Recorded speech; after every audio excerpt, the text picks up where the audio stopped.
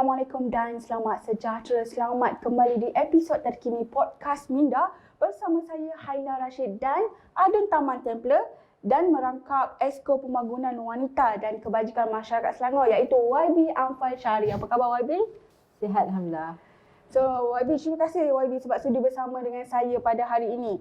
Jadi YB, macam mana macam ni perasaan YB selepas kempen dan menang? Apa perasaannya bila dapat cari YB? Okey, terima kasih Haila. Terima kasih juga pada Sumber Kini jemput saya untuk kali kedua berada di studio. Betul YB. Dulu panggil Puan, sekarang kita panggil YB. So hari tu kita jumpa dalam tempoh kempen. Betul. Masa tu bekerja-kejar dan saya ingat lagi saya kira nak keluar dari Taman Templer tu pun rasa macam berkira-kira sangat sebab setiap minit dan jam berada di Taman Templer tu sangat berharga untuk jumpa seramai mungkin pengundi. Betul. Jadi dalam tempoh-tempoh akhir, saya kira pada minggu terakhir sebelum pengundi-pengundi mengeluarkan undi mereka pada 12 Ogos itu adalah saat yang kritikal kerana kita tak pasti berapa ramai yang akan keluar mengundi. Ya, sebab pilihan raya negeri tak sama dengan pilihan raya umum. Dan apabila menang pada 12 Ogos dan kalau saya boleh kongsi sedikit ketika waktu-waktu kritikal. Jadi petang tu kita dah tamat waktu mengundi pukul 6. Saya pun tenang-tenantilah daripada pusat kiraan undi dan sebagainya. Mereka kata kita dah boleh pergi dah ke pusat penjumlahan undi di Menara MPS, Menara Majlis Perbandaran Selayang. Jadi masa tu wakil saya seorang je sebab yang lain tu boleh akses kemudian. Tapi pihak pembangkang, calon pembangkang dah tak hadir. Yang ada tu hanya wakil mereka je. Jadi saya duk update dalam grup. Kita dah berapa ni jumlah-jumlah daripada borang 14 kan. Mula-mula kata tak apa puan, kita dah menang leading by 2000 votes. Maksudnya dalam pukul 8 malam lah. Lepas tu kejap kata kita dah negatif 300. Saya dah tengok macam kejap menang kejap kalah kan. Saya kata yang paling confirm adalah di pusat penjumlahan undi. Yang mana pihak SPR akan terima semua borang 14 satu persatu, peti demi peti. Peti yang berbeg kuning pun disusun rapi di situ. Dan ada screen yang projection slide di situ. Masuk peti nombor katakanlah peti 50 dari 111 peti undi. Berapa jumlah? Masa tu kita nampaklah PN leading. PN memang leading besar masa tu. Tapi makin lebih kurang 75% ataupun 80% daripada jumlah peti undi, jumlah mereka makin menurun, kita pula naik. Dan pada satu masa saya ingat saya tolong update dengan tim, jumlah yang kami leading, PH leading adalah dalam kiranya 21 saja, 21 undi. Jadi saya kira kalau saya nak menang besar, tapi kalau dapat menang berapa pun kita akan terima. Jadi sehingga peti yang terakhir, peti ke-111, angka yang lihat di situ adalah majoriti 467. That's it, Alhamdulillah. Kita tahu kita menang. Jadi sangat bersyukur. Kita masih lagi analisa berapa jumlah dari segi score sheet, dari segi pecahan undi, mengikut bangsa, mengikut umur, mengikut jantina. Itu kita akan tunggu lagi. Tapi malam itu, apabila kita tahu Kerajaan Negeri Selangor dapat ditubuhkan dengan jumlah 34 kerusi, kita tahu maknanya ke depan penggal ini adalah penggal yang agak mencabar. Dan sudah tentu pilihan raya umum yang dibuat berasingan pilihan raya negeri, untuk akan datang pilihan raya umum ke-16 perlu dibuat bersekali dengan negeri-negeri. Maknanya Negeri Sembilan, Selangor, Pahang, Pulau Pinang dan sebagainya. Sebaiknya untuk menjimatkan bukan sahaja kos, masa dan juga momentum pada pengundi. Betul. Penat juga nak undi banyak kali sebenarnya. Dan pengundi ni tahun bila dia ada juga. yang dia faham, hari tu dah keluar mengundi, kenapa nak keluar mengundi lagi? Betul. Mereka tak dapat bezakan antara di persekutuan memilih ahli parlimen dan juga ahli Dewan Undangan Negeri. Jadi pada saya kita ada tempoh dalam 4 tahun ni mencabar. Kerajaan dengan angka 34 kerusi, pembangkang 22, kembali balik ketika tahun 2008. Dan apa yang kita harus buktikan pada rakyat ni perlu diselesaikan dan disegerakan dalam tempoh tersebut. Jadi lepas jadi adun, maknanya menang pada 12 Ogos, saya dapat berita dalam beberapa hari selepas PRN yang Amanah dapat 2 kerusi untuk Exco. Satu adalah pengerusi Amanah Negeri itu YB Izham dan Clementine lah. Dan satu lagi adalah wanita. Dan saya sebenarnya tak menjangkakan sebab pada saya apabila saya menang di Taman Templer, fokus kerja saya adalah untuk memberi khidmat yang terbaik untuk rakyat Taman Templer. Dengan saya baru mengenali Taman Templer dalam tempoh 3 minggu, maknanya seminggu sebelum penamaan calon dan 2 minggu ketika berkempen. Dan dalam tempoh 3 minggu itu saya perlu masih banyak lagi mengenali setiap lorong, setiap isu-isu setempat yang perlu saya bawa bersama pasukan kerja saya lah. Jadi apabila disebut sebagai calon Exco dari Amanah, dari 2 kerusi tersebut, saya terkejut, tapi saya hanya boleh confirmkan betul lah berita ni real adalah pada hari akad sumpah. Sebab dalam politik macam-macam boleh berlaku kan. Betul. Tapi berita dah mula tersebar sekitar hari Jumaat, hari Sabtu. Semua orang tanya, oh dapat jadi Exco, tahniah. Saya kata, tunggu hari angkat sumpah nanti baru betul tahniah yang sebenar-benarnya.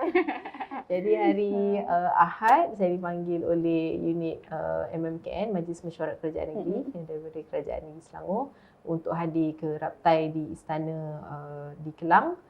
Dan pada hari Ahad dan hari Isnin, hari yang bersejarah lah, di mana saya mengangkat sumpah di hadapan Sultan Selangor. Dan satu yang saya kira satu amanah yang berat apabila beliau baginda bertitah bahawa baginda menurunkan kuasa eksekutifnya kepada Menteri Besar dan 10 MMKN ataupun Exco. Bermakna ketika saya menerima scroll kuning tersebut, dalam tu berisi aku janji dan terima surat terima watikah tersebut, beliau baginda menyebut jaga rakyat dan negeri better baik-baik. Maknanya Sultan adalah simbol tonggak utama negeri kan. Jadi apabila baginda menurunkan kuasa eksekutif mentadbir, maknanya kena jaga rakyat, perlu jaga negeri sebaik-baiknya, dan itu adalah satu tanggungjawab yang berat. Dan apabila saya baca ikrar ataupun aku janji, aku terima tanggungjawab, ada 10 perkara. Sebelumnya kita selalu baca secara akademik je tentang menjaga rukun negara, menjaga perlembagaan, menjaga rakyat, hak untuk beragama dan sebagainya. Tapi kali ini ia benar-benar real berlaku untuk saya pikul tanggungjawab tersebut, dan ia bukan kerja main-main lah. Dan saya anggap ia adalah satu pengiktirafan dan honor pada bapa saya juga, sebab bapa saya merupakan mantan adun Hulu Kelang selama 3 penggal.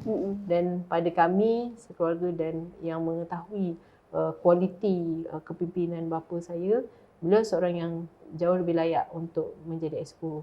Tapi dalam tempoh 3 penggal dengan faktor kesihatan dan faktor mungkin timing dan sebagainya menyebabkan beliau tidak diangkat menjadi salah seorang Exco. Dan ini saya yang terima Exco, balik daripada istana tu, saya terus menuju ke rumah ibu bapa saya untuk, saya kata, ayah ni hadiah. Walaupun bukan beliau yang diangkat sebagai Exco, tapi saya kira peluang untuk menjadi kuasa eksekutif ataupun kabinet negeri adalah peluang untuk saya teruskan legasi beliau juga. Tak apa, YB bawa nama ayah YB, Syahari kan. Okey, jadi YB, masa YB jadi Exco hari tu, ada tak macam orang judge yang YB dapat Exco berdasarkan kabel ayah YB? YB Syahari sini? Setakat ni tak. Saya tak pernah. Sebab kiranya dalam 34 adun yang menang dari perpaduan ni, wanita, kalau kata nak diangkat di kalangan 10 orang tu, 2 wanita. YB Jamaliah adalah dari DAP, menjaga portfolio kesihatan dan alam sekitar. Portfolio wanita dan keluarga ini perlu dipikul oleh pihak yang mewakili majoriti. Maknanya kalau kata kita ada 2 wanita dari adun Amanah, keadilan agak duka cita daripada 2 calon PKR yang bertanding di 20 kerusi, kedua-duanya tidak menang. Dan dari DAP saya ada 6. Oh silap, dari keadilan ada seorang yang menang wanita, YB Peling daripada Bukit Lanjan. Jadi beliau juga adun pertama kali, dan dari situ ada saya lah sebagai calon adun wanita Melayu Islam yang menang. Jadi mungkin komposisi itu yang diambil kira, dan dia bukan jadi satu persoalan ataupun kritikan lah, mungkin kata dari kabel apa ke dan sebagainya, tak ada. Setakat ni belum ada lah. YB takut tak macam bila dapat dilantik jadi exco kan? So macam semuanya serba baru sebenarnya bagi YB. Mungkin mungkin dulu sebelum ni YB ahli majlis, tapi takkan sama perasaannya bila jadi adun, jadi exco. Lepas tu kita 2 perempuan je dekat dalam kerajaan negeri untuk exco kan. So rasa takut tak untuk menyaingi kekuatan mentadbir macam pemimpin-pemimpin lelaki? Sebenarnya orang pandang rendah dengan pemimpin wanita sebenarnya kan. Ni datang women's power je. Saya mungkin dari segi pendedahan ketika saya menjadi aktivis mahasiswa, aktivis masyarakat, saya bergaul dan hadir dalam sesi-sesi bersama dengan pemimpin-pemimpin wanita, bukan sahaja tentang politik tetapi aktivis kemanusiaan, aktivis kemasyarakatan, bisnes. Dan kita tahu tentang dasar afirmatif untuk meningkatkan wanita dalam penggubal polisi ataupun pembuat keputusan. Yang pembuat keputusan tak semestinya di politik, di bidang pendidikan, di bidang sektor korporat, bidang usahawan. Jadi kita melihat wanita masih kurang kerana nature wanita itu adalah memelihara, protecting. Jadi lebih banyak kepada bahagian macam guru, nurse, jururawat, suri rumah. Jadi pada saya seorang personality yang saya suka pada cabaran. Dan sekiranya orang memberi satu pandangan yang memandang rendah kita, kita kata kita lawan. Jadi pada saya, untuk membuktikan yang kita berkemampuan, kita harus tunjuk dengan kerja, dengan perbuatan, dengan performance, dengan prestasi. Jadi saya mulakan dengan keterlibatan saya di ahli majlis, dan apabila saya 2 penggal, saya kira pengalaman-pengalaman di PBT tersebut, saya boleh pergi bawa polisi-polisi tersebut ke peringkat yang lebih tinggi dan boleh mencakupi lebih ramai lagi rakyat, bukan hanya di zon saya ataupun di peringkat PBT saja. Jadi bila saya hadir dalam sesi-sesi networking dan sesi empowerment tentang wanita, saya tahu saya harus sahut cabaran tersebut. Dan disebabkan keupayaan kita membuktikan dengan kerja, bukan hanya dengan bercakap dan berkata-kata. Apabila ada peluang ni, saya anggap ia adalah satu honor, satu peluang untuk mengiktiraf wanita juga boleh mengisi tempat tersebut dengan membuktikan hasil kerjanya nanti. Jadi soal takut lebih kepada benda yang uncertain dan benda yang tidak pasti, bagaimana saya perlu hadapi. Tapi saya selalu ingat dan letak dalam mindset saya, semua kejayaan ni tak boleh hadir hanya dengan kerja seorang. Dia perlu hadir dengan kerja pasukan. Jadi saya perlu bina pasukan.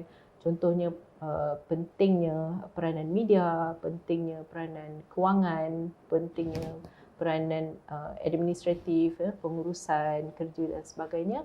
Dan saya suka untuk bina pasukan kerja ni. Meskipun yang akhirnya buat keputusan adalah saya, tetapi saya anggap saya berhadapan dengan saingan pemimpin wanita ataupun lelaki, kita harus objektif akhirnya adalah menunjukkan prestasi kerja, dan outcome dia adalah kesan pada rakyat terbanyak lah. Okay, macam mana bila dah jadi adun, jadi exco, macam mana dengan jadual harian YB? Sebabnya, exco yang YB pegang sekarang ni merupakan pembangunan wanita dan kebajikan masyarakat. Benda tu sama dengan tugas wakil rakyat. Jadi benda tu ibarat macam 2 kali ganda dekat bahu kita. Selain nak jaga kawasan kita nak jaga satu negeri pula kan, punya kebajikan. So bagaimana dengan jadual YB sekarang ni? Okey, apa yang saya buat fixed calendar. Maknanya kalender tetap Maknanya kalau ada yang nak jumpa tu atas tajuk DON, ya. Saya tetapkan dalam seminggu, dalam 5 hari bekerja Isnin hingga Jumaat, 2 hari saya akan hadir di pusat khidmat untuk berurusan dengan appointment, temu janji, aduan-aduan. Tapi kita perlu bina sistem kerja tu tersebut supaya kita boleh leverage on team. Bukannya semua adun tu yang hadap daripada aduan A sampai Z sehingga semualah urusan di DON. Jadi kita perlu bina pasukan kerja. Dan jadual, sebab saya masih ada anak-anak yang bersekolah, saya usaha untuk setakat ni tidak menetap di rumah exco, rumah yang disediakan oleh kerajaan negeri. Jadi saya akan gunakan kemudahan tu untuk rumah singgah sajalah. Jadi saya akan pastikan momen saya dengan anak-anak macam hantar pergi ke sekolah, urusan kalau sempat makan dengan mereka. Tapi kalau hujung minggu saya bahagi 2. Satu hari untuk urusan sebagai exco, seperti macam perasmian majlis, conference dan sebagainya. Dan hari yang satu lagi di hujung minggu adalah hari bersama rakyat lah, di kawasan di DON Taman Templer. Cumanya ni baru minggu ketiga, Haila. Ada banyak lagi cabaran-cabaran ke depan. Jadi apa yang saya rancangkan untuk jadual tu mungkin sangat fleksibel dan sangat dinamik lah. Kita akan sesuaikan lah. Okey, jadi hari tu bila dah jadi adun, dah masuk dalam office kan, dekat pusat khidmat. Jadi apa yang YB rasa benda pertama YB nak bantu Taman Templer ni? Taman Templer, isu-isu mendasar yang besar, saya ingat lagi, hari Sabtu menang keputusan pilihan raya, hari Isnin pagi dah ada penduduk Taman Templer yang tag saya di satu posting komuniti asal Gombak.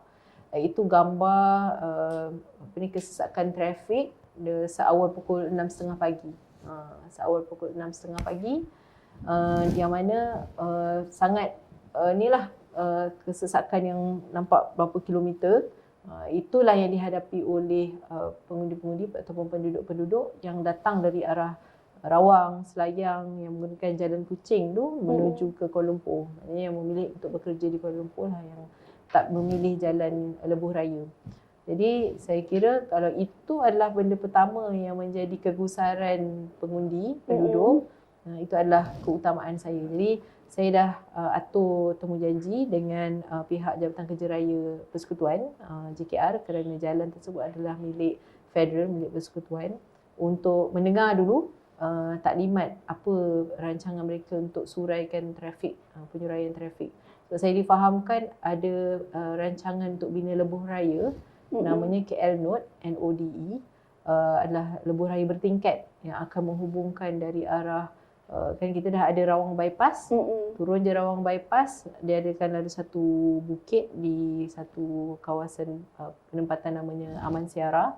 Dari situ akan cadangannya ada lebuh raya bertingkat yang merentasi hutan, yang akan cut through all the traffic kesesakan yang menuju ke Kuala Lumpur lah. Jadi dia akan menyuraikan beban kesesakan jalan dengan kenderaan yang terlalu banyak di satu jalan saja kepada dua laluan alternatif lah. Jadi itu yang pertama. Yang kedua, yang mungkin menjadi tumpuan saya dan aduan yang dihadapi oleh masyarakat harian adalah peniaga, terutama di Pasar Selayang. Dia ada pasar harian Selayang Baru, ada juga pasar-pasar kecil lah yang berhampiran dengan Pasar Burung Selayang, yang mana hari ini dipanggil Pasar Harian Kuala Lumpur di bawah pentadbiran di BKL. So, ada aduan-aduan daripada peniaga-peniaga yang ada gerai kekal di situ, yang mana ada gerai yang peniaga tambahan, yang pacak khemah, dan akhirnya menyebabkan peluang untuk pengunjung datang, dah tak nampak lah pasar yang belakang tu. Jadi itu antara perkara juga yang saya perlu, saya akan aturkan satu sesi dengan pihak Majlis Perbandaran Selayang dan juga ahli majlis untuk mendapat solution lah, penyelesaian kepada isu tersebut. Okay, tadi kalau kita bercerita pasal jadual, ada tak YB tetapkan satu hari dalam seminggu untuk berjumpa sendiri dengan rakyat? Okey. Hari macam seperti yang saya sebut tadi, dalam seminggu mungkin dalam 2 ke 3 hari ke 4 hari saya akan turun ke kawasan. Jadi saya bercadang untuk tidak hanya memenuhi undangan ataupun program-program yang diatur oleh komuniti dan sebagainya, tapi saya akan turun walkabout, jumpa dengan rakyat. Dan yang sebaiknya bila jumpa dengan rakyat ni tak semestinya kita datang macam dalam tempoh kempen. Kadang-kadang forumnya lebih kepada macam semalam petang saya pergi ziarah seorang ibu yang melahirkan anaknya pada 12 Ogos. Jadi saya kata saya nak jumpa baby saya ni. Saya dimaklumkan pada hari Rabu minggu selepas menang oleh salah seorang aktivis di situ kata YB kena jumpa ni, pengundi YB ni baru bersalin, dia kata. Saya kata saya nak jumpa, tapi masa dalam hari yang kita cadang tu saya pun tak apa sihat, baby pun ada demam kuning. Saya kata kita tangguhkan sikit lah. Terus malam saya ziarah dan berjumpalah dengan ibu muda lagi, umurnya 19 tahun, anak sebelumnya. Saya kata macam mana gagah tu, syarat-syarat mengandung pun pergi pusat mengundi. Dia kata kena mengundi, macam mana pun kena mengundi. So saya tunjukkan penghargaan dengan ziarah pengundi muda tadi dan alhamdulillah dia melahirkan dengan selamat lah. Okey, jadi macam dulu antara program-program yang ada dalam kerajaan negeri, ada tak yang YB rasa YB dah tengok program tu dan YB rasa YB nak tonjolkan semula? Dan adakah juga YB dah terfikir satu model baru untuk bantu wanita dalam jangka masa panjang? Okay. Semalam juga dalam rangka kerja saya ke Dun Taman Templer, kita ada buat penyerahan voucher halal bernilai RM100 kepada 150 penerima di Dun Taman Templer yang pendapatan kategori B40. Memang kebanyakannya majlis sebegitu, termasuk jualan ihsan, yang ada jualan ayam murah dan sebagainya. Yang hadir kebanyakan 90% adalah wanita. Jadi sebenarnya saya buat survey sikit. Saya tanya berapa ramai di sini wanita di sini yang bekerja. Mungkin tak ramai, dalam 10% je angkat tangan. Berapa ramai yang suri rumah? 90% angkat tangan daripada wanita yang hadir. Dan berapa ramai dari suri rumah yang mengasuh anak dari rumah? Adalah berapa persen daripada seramai 90% tu lah. Jadi saya melihat dalam portfolio saya ada care economy, ekonomi penjagaan. Penjagaan ataupun Englishnya adalah caregiver, penjaga-penjaga dari kelompok anak-anak. Kalau serumah tu dia jaga anak-anak. Kalau yang menjaga warga emas sakit terlantar, baik dari si anak ataupun menantu ke, yang jaga ibu atau bapanya sendiri di rumah, dan juga ada anak OKU. Jadi bila kita turun ke bawah, kita lihat aspek ataupun pekerjaan suri rumah ini adalah kategori unpaid work. Ataupun pekerjaan yang tidak berbayar. Yang dia datang dengan penuh kasih sayang. Maksudnya kalau boleh diterjemahkan kepada bayaran, seorang suri rumah tu sebenarnya mungkin dia buat 10 kerja. Mungkin dia membasuh, kalau kena pergi hantar dobi, itu dah ada satu pekerjaan di dobi. Kalau memasak, tukang masak di restoran ataupun kedai yang menjaga makanan pun ada satu pekerjaan. Dia buat kerja kedua. Kalau diuruskan anaknya pergi dan balik sekolah, naik bas ataupun van, itu pun ada satu pekerjaan lain. Jadi kita boleh terjemahkan suri rumah ni, dia melakukan pekerjaan yang tidak berbayar, yang nilainya kalau kita terjemahkan mungkin boleh bayar 10 pekerja. 10 pekerja itu menyumbang kepada hasil ekonomi negara, pendapatan negara. Jadi saya nampak jangka masa panjang ke depan bagaimana modelnya akan kami perhalusi, yang mana suri rumah ini perlu kita iktiraf dengan mewujudkan bukan sahaja kumpulan sokongan, tetapi peluang-peluang untuk mereka gunakan kemahiran dan kemampuan mereka untuk menjana pendapatan. Jadi dengan cara itu, suri rumah ini dia bukannya lagi stigma kalau kata buat kerja apa. oh saya tak kerja. Dia perlu datang dengan satu rasa bangga, saya kerja sebagai suri rumah. Betul. I'm a certified housewife contohnya. Kan? Ataupun menjadi suri rumah tu adalah suatu pekerjaan yang mulia yang perlu diberikan penghargaan. Contohnya 2018 di bawah Kerajaan Pakatan Harapan, kita telah melaksanakan Aisuri. Aisuri itu caruman kepada suri rumah yang kerajaan juga berikan sedikit peruntukan dan perlu dicarum oleh suami ya, supaya tabungan, mereka tak bekerja dan berpendapatan.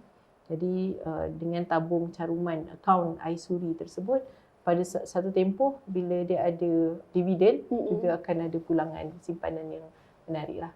Jadi pada saya untuk ke depan, untuk wanita, saya nampak tentang pengiktirafan kepada suri rumah. Dan yang kedua, saya lihat kita harus kembalikan semula budaya ataupun pemerkasaan komuniti yang baik. Komuniti yang baik bermaksud kalau dulu orang kata jangan jaga tepi kain orang, tetapi dalam suasana kita semua dengan smartphone, dunia anak-anak muda pun tertumpu kepada media sosial dan interaksi bukan secara fizikal dan bersemuka, kita harus kembalikan ataupun suburkan budaya jaga tepi kain orang. Bukan terlampau tetapi bermaksud kempen menjadi jiran yang baik ya. Maknanya kalau kata dalam aspek PBT, kerajaan tempatan, ketika saya jadi ahli majlis, saya dapat terima banyak aduan yang jiran ni tak prihatin, contohnya tanam pokok yang ambil ruang yang terlalu besar, ataupun sehingga menghalang penglihatan, ataupun kucing dia tak jaga, kucing berak merata-rata. Jadi ni lain satu sini, dia sini rumah. Menghalang orang sebelah tu. Tu masalah juga tu. Itu dari segi infra ataupun benda fizikal. Ada juga aspek jiran yang tak ambil kisah apa yang berlaku kat jiran sebelah. Dengar anaknya menangis dah berjam-jam pun tak apa, itu hal mereka. Sebab meskipun kita bukan budaya barat, jaga hal masing-masing, tetapi adalah penting dalam menjaga social cohesion ataupun kedekatan sesama ahli tu untuk memastikan tiada yang terabai. Saya baru pulang daripada lawatan kunjung hormat ke Jabatan Kebajikan Masyarakat. Di Selangor sahaja ada 58% kes kanak-kanak yang terabai. Maknanya dari sejumlah data isu berkaitan kanak-kanak, Selangor mempunyai rekod yang agak tinggi untuk isu kanak-kanak terabai ataupun didera. Jadi bagaimana jiran nak tahu kalau jiran tak ambil tahu? Mungkin sepatutnya anak tu nampak main dekat tepi jalan, main dengan abang atau kakak, tapi dah berhari-hari tak nampak. Mungkin dia boleh bertanya mana anak tu. Jadi pada saya pemerkasaan komuniti tu perlu kita budayakan. Di kampung-kampung saya kira mungkin tak menjadi masalah yang terlalu besar, tapi di kawasan strata, kondominium, bandar, rumah teres yang mana perkara tersebut mungkin semua sibuk dengan kerjaya tapi tak sempat untuk berinteraksi sesama jiran. So, macam mana nak perkasakan sebenarnya tu? Sebab ya kita boleh merancang, tapi actually benda ni adalah benda yang saya rasa saya sendiri pun sukar nak buat, sebab saya pun tak tahu siapa jiran sebelah saya sehingga ke hari ini. Jadi macam mana kita nak buat tu? Apa idea YB untuk pada buat saya selain daripada insentif kerajaan melalui promosi ataupun kempen-kempen program kita kenal jiran, yang pentingnya adalah komuniti. Contohnya kalau kita dalam masyarakat Melayu Islam ni, surau masjid, dan surau masjid ni perlu mesra dengan pelbagai entiti masyarakat, baik warga emas, orang dewasa, wanita, remaja, kanak-kanak. Jadi pelbagaikan aktiviti yang boleh menghimpunkan, menarik komuniti ahli qaryah tu datang ke masjid atau surau. Semudah jamuan makan. Jamuan makan ni memang takkan gagal lah untuk menarik orang untuk datang, kerana dia adalah ruang untuk berinteraksi. Tapi dalam komuniti bukan hanya ada entiti surau dan masjid. Kita ada shared space ataupun ruang yang dikongsi bersama seperti padang, kita ada juga kalau kawasan strata tu ada ruang yang dikongsi bersama yang boleh dijadikan tempat aktiviti. Mungkin buat sudut membaca, sudut aktiviti. Jadi yang penting dalam pemerkasaan komuniti, bila kita melantik jawatan-jawatan lantikan politik, contohnya kita ada ahli majlis, ahli majlis answerable ataupun menjawab kepada semua inisiatif daripada PBT. Kita ada juga ketua kampung, kalau di Selangor kita ada penyelia pusat wanita berdaya, kita ada penggerak belia. Jadi mereka inilah yang perlu menggerakkan aktiviti dan program. Pun begitu, kita harus akur zaman sekarang ada juga platform media sosial. Maknanya itu juga jangan dilupakan. Jadi untuk kita sampaikan inisiatif-inisiatif dan pastikan rakyat maklum sekiranya contoh di bawah KPWKM ada talian kasih, kita ada juga di Selangor ada talian selamat, ada banyak lagi macam di JAIS, Jabatan Agama Islam Selangor, ada talian berkaitan psikososial. Mungkin dia nak mengadu apa-apa boleh telefon. Jadi semua instrumen-instrumen sebegini akan memerkasakan komuniti untuk reach out, untuk mencapai tempat-tempat untuk mereka minta bantuan. Dan saya suka konsep bukannya top down saja tapi bottom up. Maknanya kalau dari kerajaan kita keluarkan insentif-insentif dan kempen-kempen, kita kata semua kena turunkan ke bawah. Tetapi ada juga yang dari bawah ni yang tak terima, terputus mungkin maklumat tersebut. Perlu ada wakil-wakil komuniti di bawah yang mana mereka ni tak ada jawatan pun, tapi kita iktiraf dia. Makcik Kiyah meniaga pisang kat tepi simpang ke, kita kata makcik boleh ke kalau kata ada apa-apa maklumat ke beritahulah dekat kami kat atas ni, kan. Kalau ada kematian ke, sebab biasanya saya melihat macam komuniti tukang urut tradisional ataupun kita panggil confinement lady CL, adalah tukang potong rambut, barber, ya. Ini adalah entiti-entiti dalam masyarakat kita yang boleh diperkasakan dan menyampaikan maklumat sebaiknya.